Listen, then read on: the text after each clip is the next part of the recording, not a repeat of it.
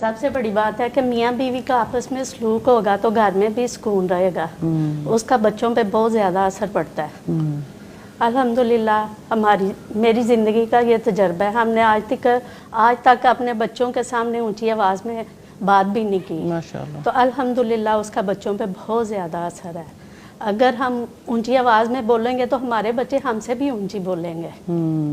تو اس لیے ہمیں اپنے گھر میں اچھا ماحول اور رکھنا چاہیے کہ تشدد کی نوبت ہی نہ آئے. استاد کتنی سادگی کے ساتھ 40-50 سالہ تجربہ بیان کر دیا. مجھے اتنی خوشی ہو رہی تھی، میں ہی کہہ رہی تھی کہ اب ہمارے بچے کے اندر کتنی کنفیوژن ہے نا کہ اس کو جو ہی کہا جائے کہ کبھی اونچی آواز سے بات نہیں کی تو اس کے ذہن میں تو فوراً آتا ہے کیوں بھائی، کہ اگر میری بات ہو گئی تو مجھے تو کہنی ہے. تو مطلب یہ نہیں ہے کہ آپ جو ہے وہ ہمیشہ یعنی اپنے آپ کو دبا کے ہی رکھیں. آپ اظہار کر سکتے ہیں. میں اللہ کے رسول صلی اللہ علیہ وسلم کی زندگی سے مثال